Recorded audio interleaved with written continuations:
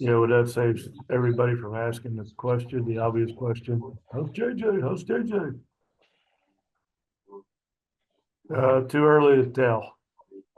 Had some tests done yesterday and just waiting on results of that, so don't really have much for you on that note. Gonna take it day by day. It's the best way to live anyhow, so why wouldn't we do it that way?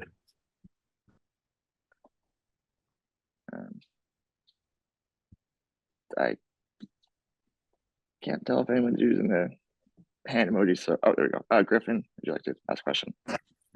Yeah, building off of that, Coach Mazey, are you able to comment on whether or not it's the same hamstring that he dealt with an injury to over the summer? I don't know if I'm allowed to comment on that or not, so in the interest of safety, I'd better not.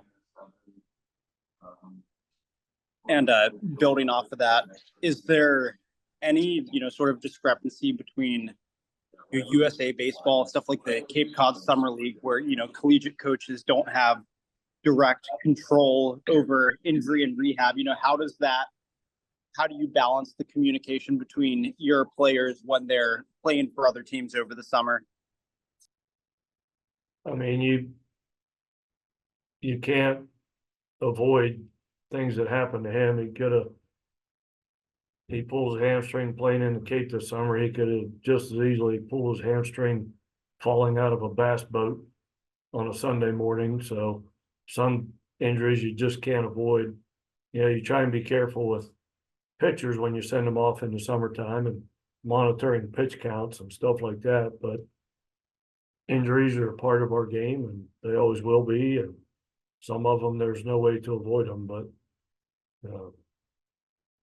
it's nobody's fault. It's just one of those things.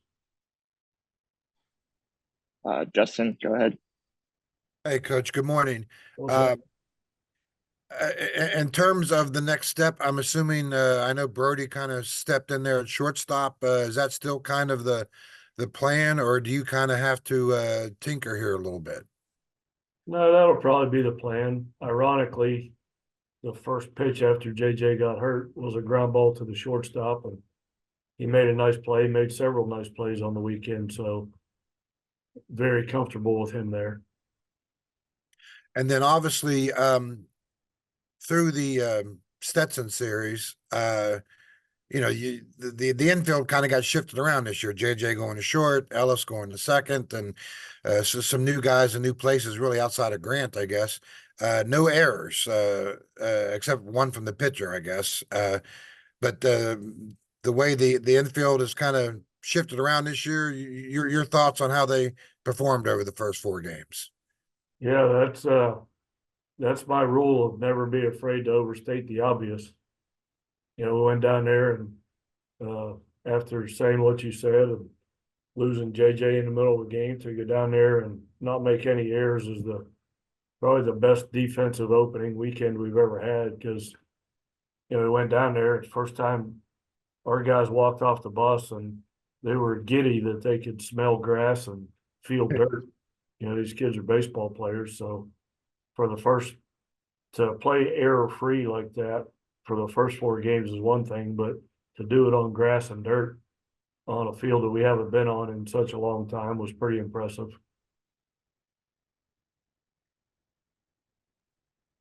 No one has their hands raised, but if anybody wants to jump in with a question, I'm sure we have more.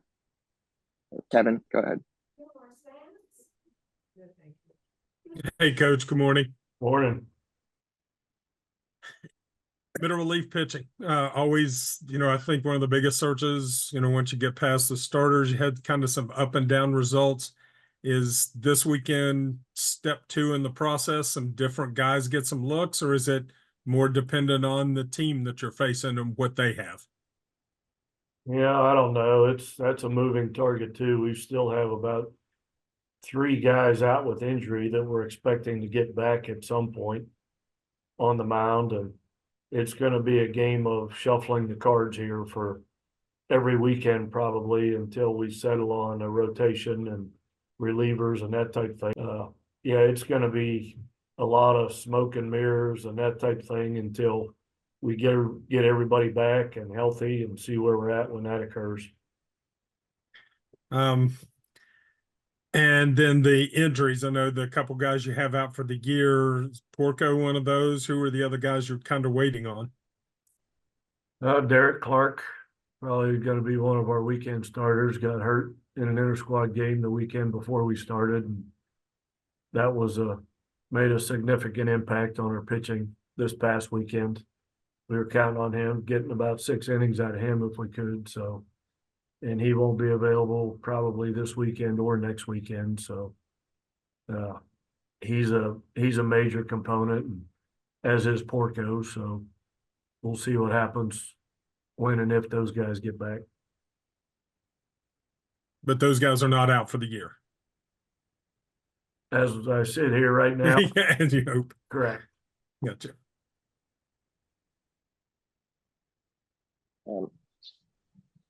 Anybody else have questions? Want to jump in?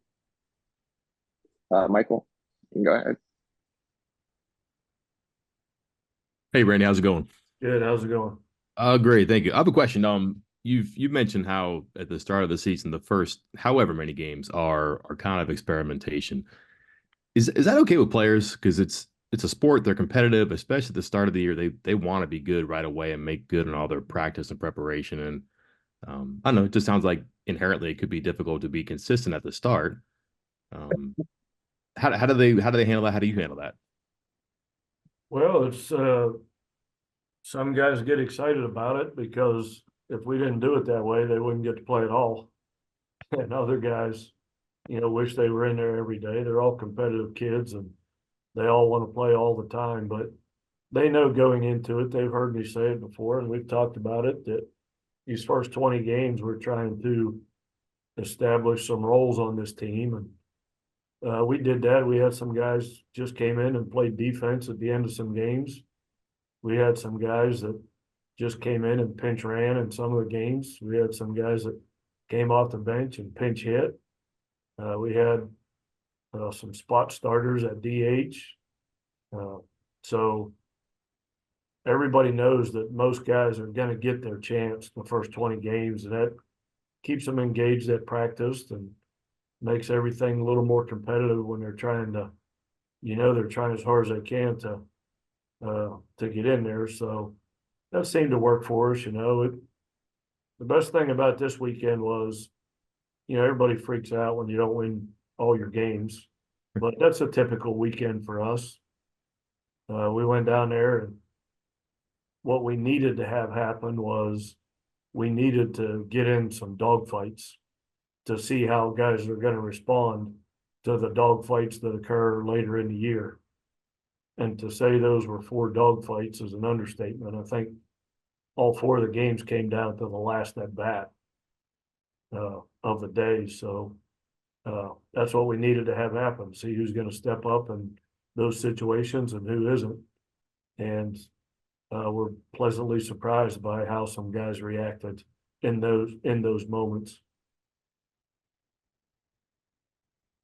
Justin, go ahead. Sorry about that. Yeah, Coach, you just kind of answered my question. Like you said, all 4 games, one game goes to 11 innings. Moving forward, Charlotte is a team that made it to the NCAAs last year.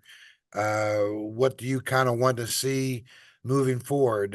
Stetson, you guys showed a little bit of pop, got some power from some guys. To continue to see that fight, what jumped out to you, and what do you want to see this weekend? Same thing, just a continuation of this past weekend and create more moments where guys need to perform with a game on the line, because it's playing the Big 12. Almost every game comes down to the last inning. So it's really nice to see who can hit better when there's guys on base versus, when the score's out of hand and there's nobody on base, and who really enjoys being in those moments. And we had a lot of them this past weekend. So, yeah, just another continuation of that. it's nice to win along the way, but I think at this juncture of the season, it's more important to learn things about your team than it is to win all the games. You know, we started out 0-2 last season, and by the time April rolled around, nobody cared about starting the season 0-2. But same thing happened. You know, we went down to Georgia Southern last year and played some close games and learned a lot about kids, and that's very useful information once we get into the middle of the season.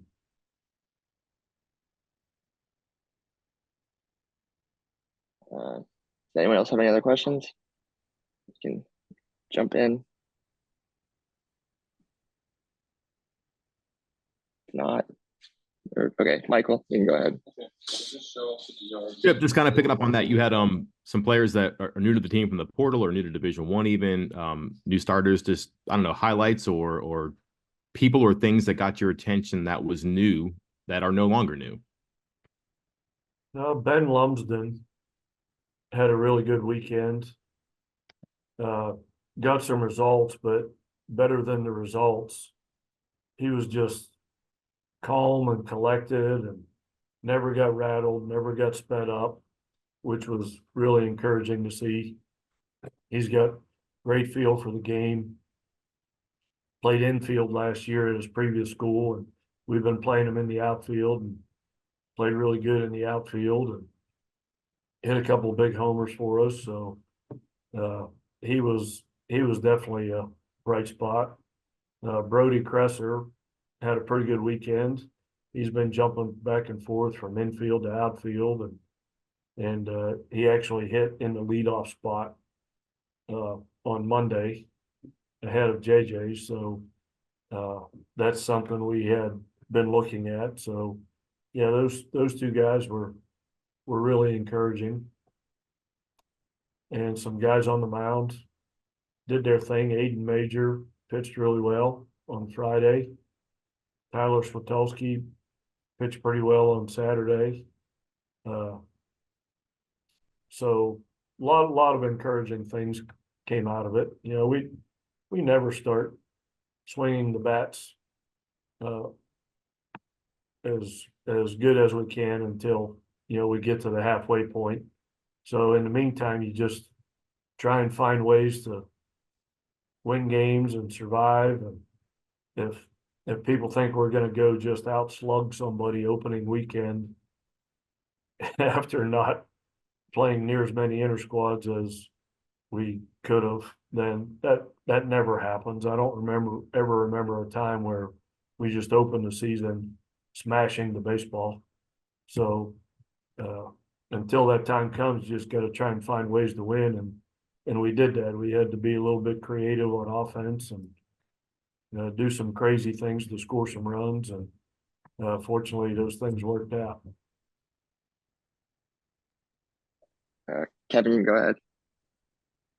And following up on that, you all mentioned kind of been a continuing theme in the preseason that weren't going to be as fast, might not be able to be as aggressive on the bases, but you get to that point that I'm assuming you're referring to 3 consecutive bunts, going back to, something that's obviously been successful for you.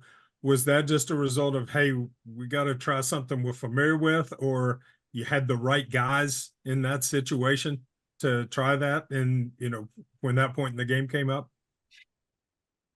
Yeah, it sure makes it look like I was full of crap in all my preseason interviews. But no, that's I don't know another team in the country with the game on the line could have their 4-hole guy, 5-hole guy, and 6-hole guy. They'll bunt to win a game. That's just a testament to the kids in the program and how we teach it and what we're capable of doing. So, and that'll help us moving forward, because now everybody on our schedule knows that those 3 guys are capable of doing that. So that opens things up for them to get more hits when they're not bunting too. So yeah, that was pretty impressive. Like I said, I don't know of another team out there that could say that they could do that in that situation with those type of players. So kudos to Lumsden, Sam, and Egar for scoring 2 runs, and the balls that they made contact with went a total of about 60 feet combined.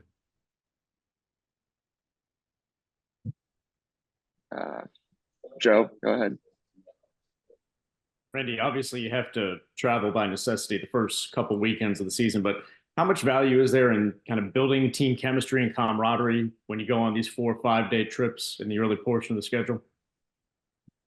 That's actually my funnest part of college baseball is traveling with the team and being in the hotel lobby with them and in the airports and on buses. And you know, I'm a relationship guy, and when you're at practice, it's hard to get to know them as much when you're at practice because you're always trying to teach them how to hit the darn ball and catch the ball. But when you have a chance to be with them in those non-practice moments, that's when you build chemistry and relationships and bonding. And you know, Braden Berry came down to see us. He's in spring training down there, so it was good to see him. And a couple other former players came to see us play. It was good to see them. So getting on the road with these guys is really helpful.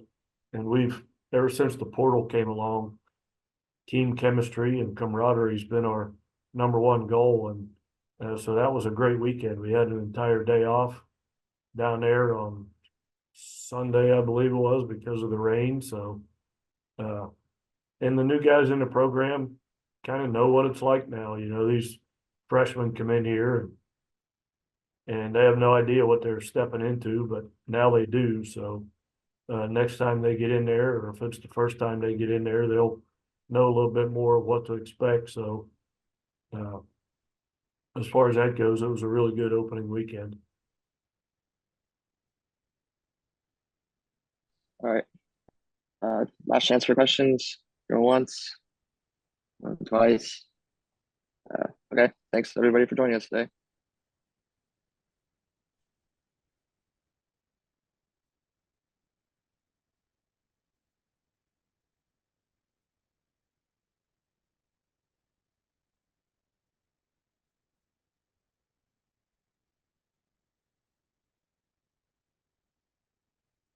Very